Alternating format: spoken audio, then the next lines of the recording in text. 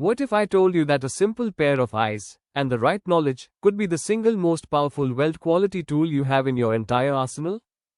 Every year, structural failures, pressure vessel explosions, and pipeline ruptures are traced back to weld defects that could have been caught during visual inspection, but weren't. Not because the technology failed. Because the inspector didn't know what to look for. We are Welding Fabrication World, and in this video we are going to cover Visual Weld Inspection from the ground up. By the end of this video, you will understand the standards, the tools, the technique, and every major defect that VT can detect, with real examples at every step. Whether you are studying for ACWI exam, working on a fabrication floor, or engineering structures that people's lives depend on, this video is for you. Let's begin. Host visual testing, abbreviated VT, is the oldest, most fundamental, and most cost-effective non-destructive testing method in existence. It requires no radiation, no chemicals, and no expensive capital equipment. At its core, it is the direct observation of a weld and its surrounding base material to assess quality, identify discontinuities, and verify conformance to an applicable standard. Now, don't let the simplicity fool you. The American Welding Society's D1.1 structural welding code requires visual inspection before any other NDT method is applied. ISO 13018, the international standard specifically governing visual inspection of fusion welds, defines VT as mandatory at every stage of a weld's life cycle. VT can be split into three categories. First, direct visual inspection, unaided eye or with optical aids at a distance of no more than 600 mm and at an angle no less than 30 degrees to the surface, as per N13018. Second, remote visual inspection, using mirrors, cameras, or borescopes where direct access is impossible. Third, translucent visual inspection, used for glass or thin polymers, where backlighting is employed. For welded structures in steel, the overwhelming majority of VT is direct. That is what this video focuses on. Host, here is the critical message of this section. VT is not a fallback. It is not the cheap option you use when you can't afford UT. It is the first line of defense, capable of detecting surface breaking discontinuities, incorrect profiles, dimensional non-conformances, and workmanship issues that other methods cannot catch as efficiently or as economically. Before an inspector ever picks up a mirror or gauge, they must know which code governs the work. Getting this wrong is a career-limiting mistake. Let's walk through the major standards. AWS D1.1, Structural Welding Code, Steel. This is the dominant code for structural steel fabrication in the United States and much of the world. Clause 6 covers inspection, and specifically Clause 6.9 covers visual inspection of welds. It defines acceptance criteria for crack prohibition, weld face profile, undercut limits, porosity, and more. An undercut depth, for example, must not exceed 1 mm for statically loaded structures, and only 0.25 mm for cyclically loaded ones. These are not suggestions, they are minimum legal requirements. ISO 5817, welding, fusion welded joints in steel, nickel, titanium, and their alloys. This is the European and international benchmark for weld quality levels. It defines three quality levels: B, stringent, C, intermediate, and D, moderate. Under level B, for example, undercut is completely prohibited for butt welds in cyclic applications. Know your quality level before you start. ASME Boiler and Pressure Vessel Code Section 9 governs welding and brazing qualifications, while Section 8 Division 1 governs pressure vessel fabrication. For visual inspection of pressure welds, the acceptance criteria are defined in UW 35 and related subsections. The standard is unforgiving. Any crack, any burn-through, any incomplete fusion is cause for rejection. N13018 is the procedure standard. It tells you how to perform VT. Lighting requirements: minimum 500 lux at the inspection surface, recommended 1000 lux, viewing angles, distance limits, and inspector qualification requirements. This is often overlooked, but it's the procedure that gives your VT result legal and technical validity. Inspector qualification: most codes require the VT inspector to hold, at minimum, an ASNT Level 2 certification in visual testing, or equivalent national qualification. AWSCWI, Certified Welding Inspector, is widely recognized and highly regarded.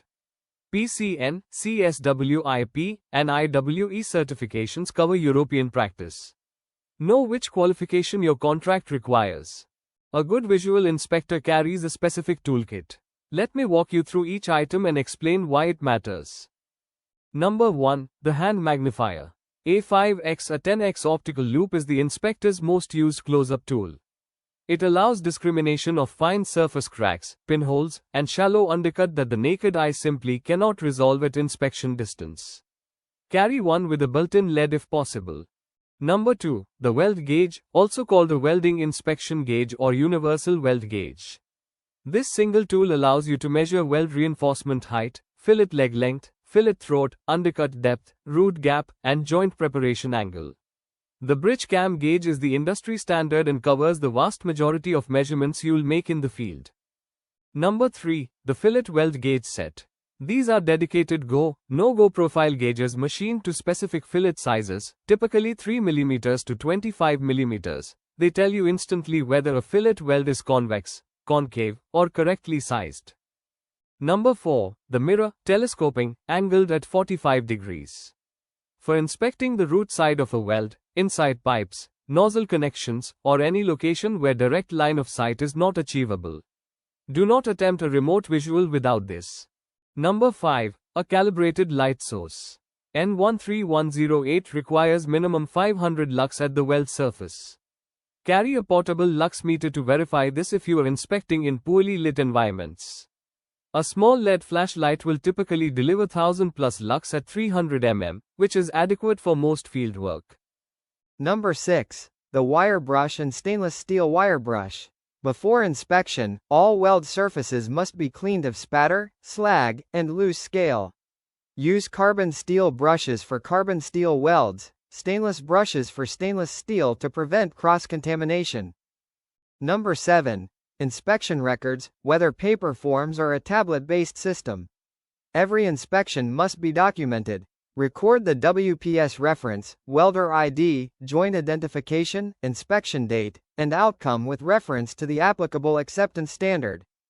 Visual inspection is not a single event that happens after the weld is complete.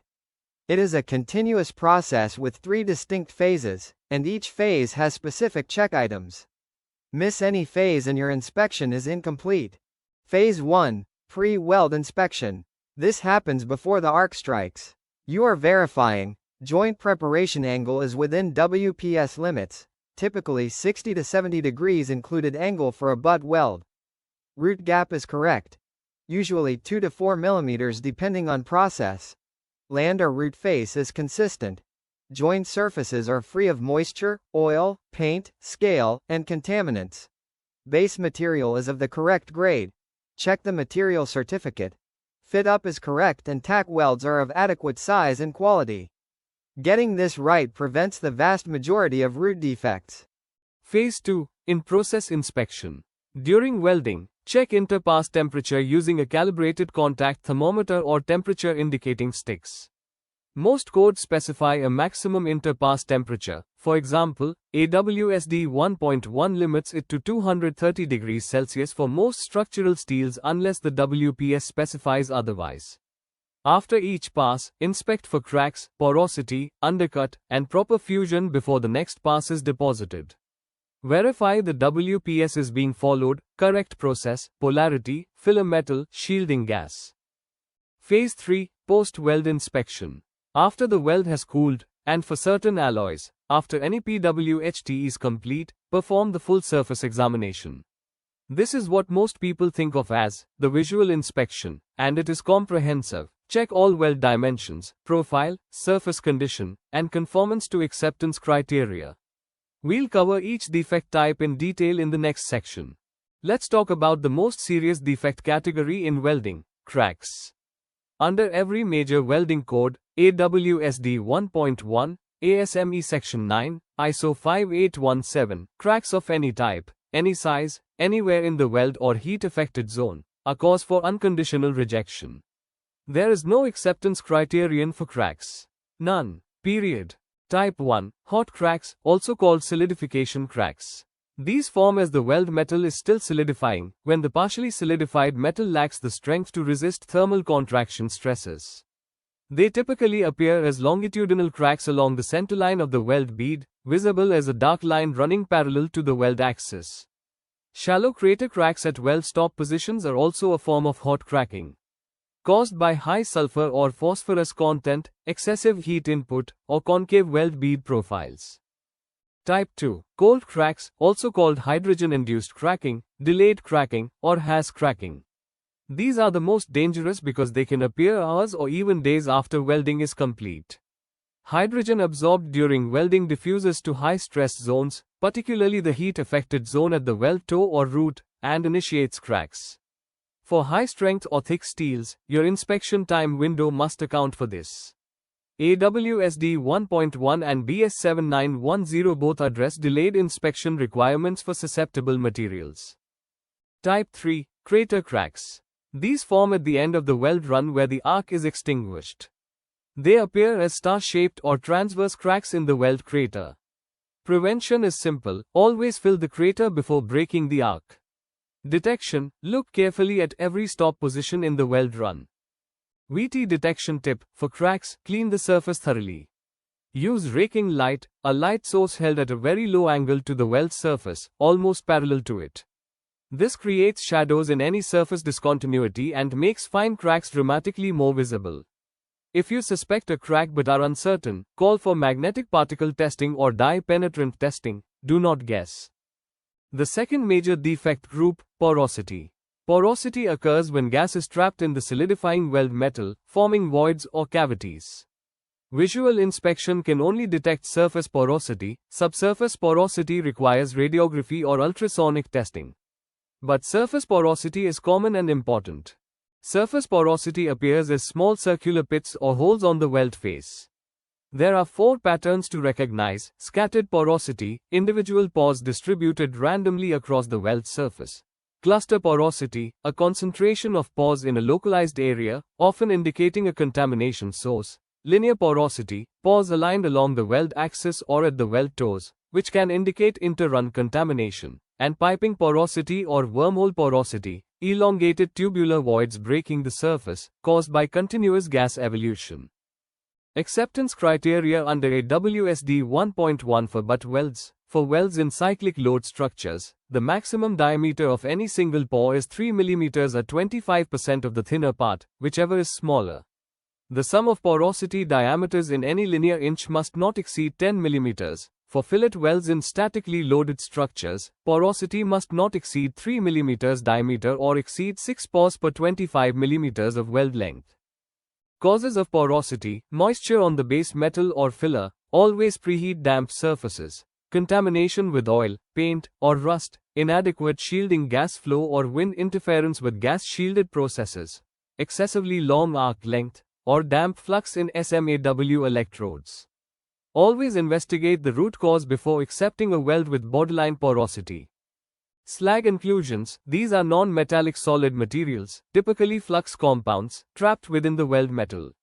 They are not detectable by visual inspection alone unless they break the surface. However, surface slag that has not been cleaned between passes is a red flag. An inspector who sees heavy inter-pass slag is right to flag workmanship concerns and require additional NDT. Profile and geometric defects are the bread and butter of visual inspection. These are the defects that VT is absolutely best placed to detect, measure, and evaluate. Undercut: this is a groove or channel burned into the base metal at the weld toe, running parallel to the weld axis. It acts as a stress concentrator, effectively a notch, and in cyclic loading applications, undercut is the initiation point for fatigue cracks. Under AWS D1.1, maximum undercut for statically loaded structures is 1 mm for welds parallel to stress and 0.25 mm perpendicular to stress. For cyclically loaded structures, it is 0.25 mm maximum regardless of orientation. Measure with the undercut gauge on your bridge cam. Do not eyeball this. Overlap or cold lap: this is where weld metal flows over the base metal at the toes without achieving fusion.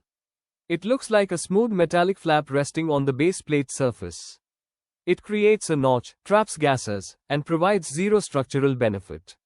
Overlap is always rejected, there is no allowance in any code for cold lapping. Excess weld reinforcement, for butt welds, the reinforcement, the amount the weld face stands proud of the base metal surface, has maximum limits. AWS D1.1 limits butt weld reinforcement to 3 mm for material up to 38 mm thick. Excess reinforcement creates a stress concentration similar to undercut due to the abrupt geometry change at the toe. The solution is grinding, but always re-inspect after grinding to ensure no cracks were introduced.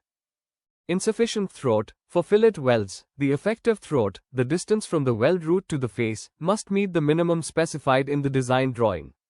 A fillet weld that is too small is a structural deficiency. Use the fillet gauge or the theoretical throat calculation from the leg measurements to verify. Undersized fillet welds are one of the most commonly rejected defects in structural fabrication. The most structurally dangerous of all weld defects, and the most important to understand, are incomplete fusion and lack of penetration. Let me explain the distinction. Incomplete fusion, also called lack of fusion or LOF, occurs when the weld metal fails to fuse with the base metal or with the previous weld pass. The result is a planar defect, essentially a crack-like void, running at the fusion boundary. Because it is planar and sharp-edged, it has an extremely high stress concentration factor. Even a small LOF is structurally catastrophic under cyclic or tensile loading. Under every major code, any incomplete fusion is unconditionally rejected. VT can detect incomplete fusion at the weld toe, where the root of a fillet or the edge of a butt weld fails to fuse with the base metal. This presents as a dark line or crevice at the weld toe, sometimes accompanied by a step or ledge in the weld profile. Deep subsurface LOF is not detectable by VT, it requires UT or RT. Lack of root penetration, or incomplete root penetration, occurs in butt welds where the weld metal does not penetrate through to the root. For a single-sided groove weld, this means the root remains unfused. You can sometimes see this from the root side of the weld. Inspect with your mirror. It appears as a dark groove or unfused centerline at the back of the joint. Under AWS D1.1 for complete joint penetration welds, any incomplete penetration is rejected. For partial joint penetration welds, the effective throat is calculated excluding the unfused root, but the fusion must still be complete within the intended fusion zone. Root conditions that may be visible from the weld face: excessive root reinforcement, burn-through, concave root, where the root face has melted and sagged, creating a concave profile visible if you can access the back. Both conditions require assessment and may require repair. Now let's put it all together with a systematic inspection procedure. This is how a professional certified welding inspector approaches a weld inspection from beginning to end. Step 1. Review documents. Before touching the weld, obtain and review the approved WPS, drawing dimensions and weld symbols, the applicable acceptance standard, the welder qualification record, and any previous inspection or NDT reports for that joint. An inspector who doesn't know what they're inspecting against cannot give a valid result. Step 2. Identify the joint. Locate the weld using the joint identification number on the drawing. Confirm the joint type, and weld symbol. This sounds obvious, but misidentified joints are a real source of inspection errors on complex fabrications. Step 3. Clean the surface. Using a wire brush, remove all spatter, loose slag, and surface contamination. Do not use grinding unless specifically required. Grinding can mask defects. The weld must be clean and bright for effective VT. Step 4. Illuminate and set viewing angle. Position your light source to achieve minimum 500 lux at the weld surface. Use raking light for crack detection. Position yourself to view the weld at no less than 30 degrees from the surface. A more direct viewing angle is generally preferred. Step 5. Systematic scan. Work along the weld length in a systematic pattern. First, do a broad scan of the entire weld with the naked eye. Then use the loupe for close examination of the weld center line, both weld toes, the entire weld face profile, all start and stop positions. Inspect root side if accessible. Step 6. Measure. For any condition that may be a defect, or for mandatory dimensional checks, use your gauge. Record all measurements. Never estimate, measure. Step 7. Document and disposition. Record your findings on the inspection report. For each finding, location on joint, nature of discontinuity, measured dimensions, reference to the applicable acceptance criterion, and your disposition, accept, reject, or repair required. Sign and date. Provide to the QC record package. Let's consolidate the key acceptance criteria you need to know. I'm going to go through the most commonly inspected parameters per AWS D1.1, reference your specific code for exact values applicable to your project. Here are the key AWS D1.1 acceptance criteria you must remember. Cracks, any type, are automatic rejection. Zero tolerance. Incomplete fusion, reject. Lack of root penetration in CJP welds, reject. Undercut limits depend on loading. For static loading, up to 1 mm parallel to stress, and 0.25 mm transverse. For cyclic loading, maximum 0.25 mm, regardless of direction. But weld reinforcement is limited to 3 mm for thicknesses up to 38 mm. Overlap, or cold lap, zero tolerance. Reject. For porosity, a single pore must not exceed 3 mm or 1/4 of the thickness. And finally, fillet weld size must meet the design minimum. Always verify against your project's specific code, but these are the most commonly inspected limits under AWS D1.1. Let's bring this all together. Visual inspection is the foundation of every quality welding program. It's low-tech, it's high-skill, and when it's done correctly, it catches the majority of weld defects before they become structural failures. Here's what we covered today. VT is the mandatory first NDT method, defined in AWS D1.1, ISO 5817, ASME, and N13018. The inspector's toolkit, bridge cam gauge, fillet gauges, loop, mirror, calibrated light source.